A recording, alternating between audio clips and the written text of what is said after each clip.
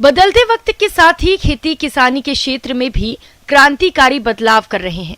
नई तकनीकों के इस्तेमाल से जहां फसलों की पैदावार अधिक हुई है, वहीं लागत में भी कमी आ रही है। इसी क्रम में एक है जीरो टिलेज तकनीक, यानी खेत की जुताई किए बिना ही फसलों को उगाया जाना। गेहूं की पैदावार के लिए पहले से इसका इस्तेमाल कई क्षेत्रों में किया जा रहा है, लेकिन अब आप इस विधि से आलू की खेती कर सकते हैं। जिसके बारे में जानकारी के लिए आइए मिलते हैं कृषि वैज्ञानिक डॉक्टर सुरेश कुमार से।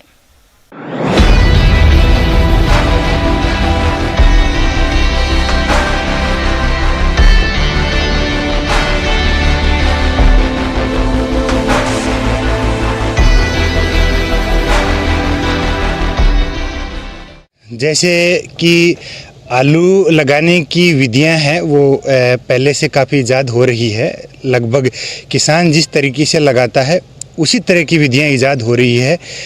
थोड़ा सा उसमें अंतर ये है कि जो नई विधियां हैं वो मशीनरी पर ज़्यादा ध्यान दे रहे हैं। तकनीकी है वो बेड बनाने वाली मशीनें, लेकिन जो हाल ही में हमने जो तकनीक ईजाद की है उसका नाम है जीरो टिलेज पोटैटो।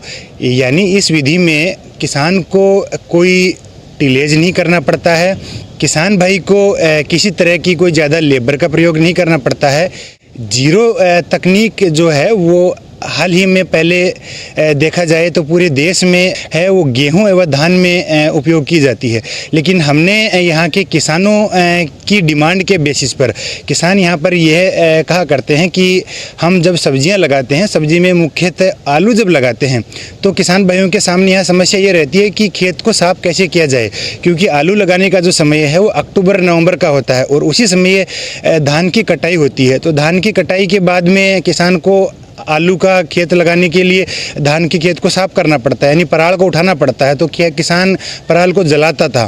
तो किसान कहता था कि हम गेहूं की बिजाई तो हैप्पी सीडर या कोई दूसरी मशीनों से कर सकते हैं, लेकिन जब आलू लगाएं तो हम कैसे लगाएं।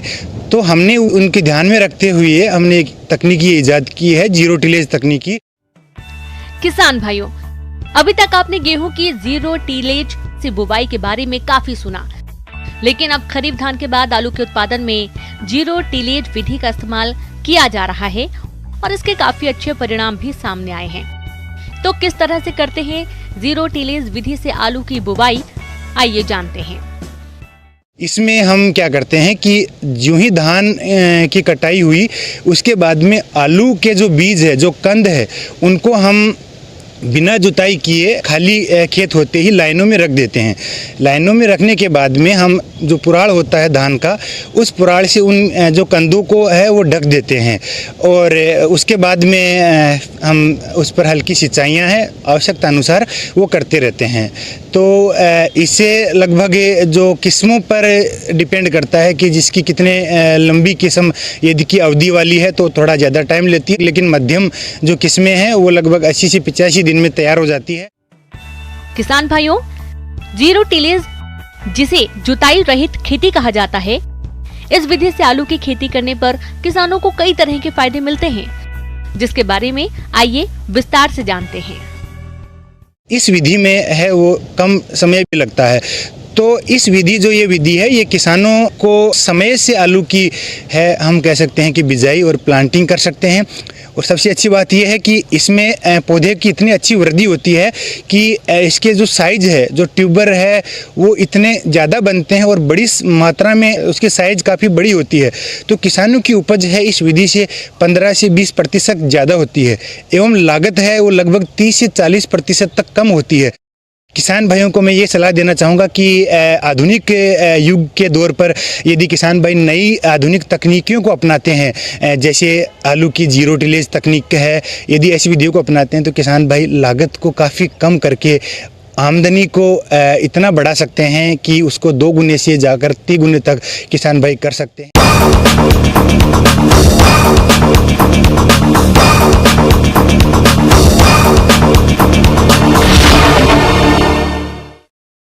किसान फसलों से चाहे कितनी भी अच्छी उपज क्यों न प्राप्त कर ले, अगर उन्हें इस उपज का अच्छा दाम ना मिले तो सब व्यर्थ है। और इसका मुख्य कारण उपज की गुणवत्ता अच्छा नहीं होना और साथ ही सही बाजार व्यवस्था नहीं मिलना है। तो किसानों इस समस्या का निवारण कैसे हो सकता है, चलिए जानते हैं कृषि वैज्ञानिक डॉक्टर SK शर्मा से।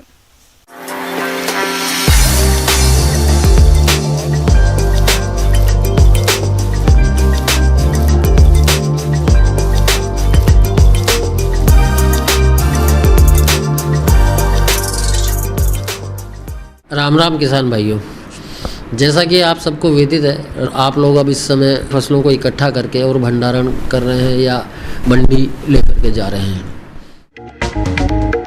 अक्सर देखने में आता है कि किसान भाई कड़ी मेहनत करके फसलें उगाते हैं, पर जब समय आता है फसल उत्पाद को बेचने का तो जल्दबाजी कर देते हैं, जिसके कारण उनको उत्पाद का मंडी में अच्छा मूल्य नहीं मिल पाता।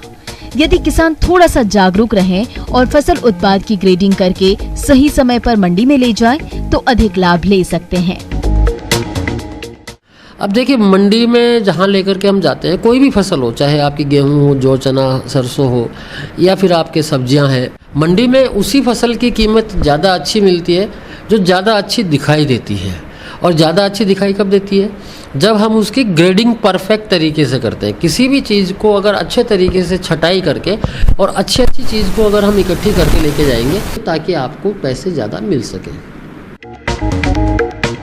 ग्रेडिंग। किसान भाइयों, आपको अनाज और सब्जियों का बाजार में अच्छा मूल्य मिले, इसके लिए कृषि उत्पाद का श्रेणीकरण अवश्य करें।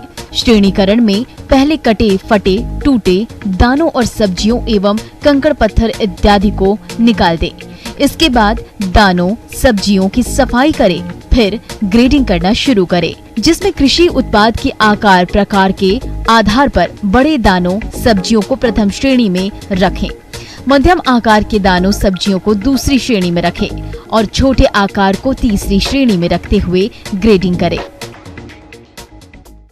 मैं आपको एक बार बताना चाहूँगा कि ग्रेडिंग की वजह से एक तो मार्केटिंग में सुविधा होती है, क्योंकि आजकल आम उपभोक्ता जो है वो पूरी तरह जागरूक है। उसे हर चीज़ की ग्रेड का पता है, स्टैंडर्ड का पता है, कितने स्टैंडर्ड्स के हैं, तो उसी के हिसाब से वो पैसा देता है। तो एक तो आपको उससे मार्केटिंग की एक सुविधा अच्छी मिल जाती है, आपको आसानी से आपका माल बिक जाएगा और आपको पैसा अच्छा मिल जाएगा। ग्रेडिंग उत्पाद के लिए बाजार का विस्तार भी करता है। अगर ग्रेडिंग है और बाजार नहीं भी है लेकिन अच्छी चीज़ की क्वालिटी है, तो आदमी तुरंत वहाँ जाएगा कि हाँ यार, इसके पास माल अच्छा मिल रहा है। यानी एक तरीके से बाजार को बढ़ाने का भी काम आप एक अच्छी ग्रेडिंग करके कर सकते हैं। साथ ही साथ ग्रेडिंग जो है विज्ञापन, भंडारण, घाटे और व्यक्तिगत निरीक्षण आदि की लागत को भी कम करता है, क्योंकि आप अगर रोक करके रखोगे, स्टोरेज रखोगे, आपको उसे 4-6 महीने संभाल के रखना पड़ेगा। उसका खर्चा जो आएगा, बिजली भी है और भी बहुत सी चीज़ें हैं, लेबर भी उसमें लगती है, तो वो सारी चीज़ें भी आपकी कम होगी अगर प्रॉपर ग्रेडिंग करके और हम मार्केट में तुरंत उस चीज़ को भिजवा देते हैं। तो अगर आप ग्रेडिंग करके इसकी भंडारण कर रहे हैं, स्टोरेज कर रहे हैं, तो भी निश्चित रूप से आपकी चीज़ की क्वालिटी इंप्रूव होगी और आगे भविष्य में आपको 2 पैसे उससे ज़्यादा मिल सकते हैं। तो कहने का मतलब ये है कि किसी भी प्रकार का अनाज है, सब्जी है, आप उसकी ग्रेडिंग अलग अलग 3 स्तरों में हम ग्रेडिंग कर सकते हैं। एक एकदम परफेक्ट जो है मार्केटिंग के हिसाब से, उसको अलग छांट लीजिए। एक थोड़ा हल्का जिसके अंदर कुछ कमियां रह जाती हैं, अगर विशेषकर हम सब्जियों की बात करें तो हल्के हल्के दाग वाले जैसे टमाटर है या मिर्च है, तो उनको एक अलग मंडी के हिसाब से कि भाई ठीक है ये माल इतना हमारा है तो उसकी थोड़ी रेट, लेकिन अगर हमने मिक्स कर दिया तो सारे के सारे माल की कीमत एक जैसी लगेगी। वहीं आपने अलग अलग कर दिया तो जो सबसे बेस्ट क्वालिटी है उसका आपको बहुत अच्छा पैसा मिलेगा, जो थोड़ी कम है उसका थोड़ा कम मिलेगा, और जो ख़राब वाली क्वालिटी है उसका भी कुछ ना कुछ तो आपको मिलेगा ही मिलेगा। तो मार्केट जाने से पहले निश्चित रूप से अपने उत्पादन का ग्रेडिंग करें और ग्रेडिंग करके ही मंडी तक आप पहुँचे, ताकि आपको पैसे ज़्यादा मिल सके।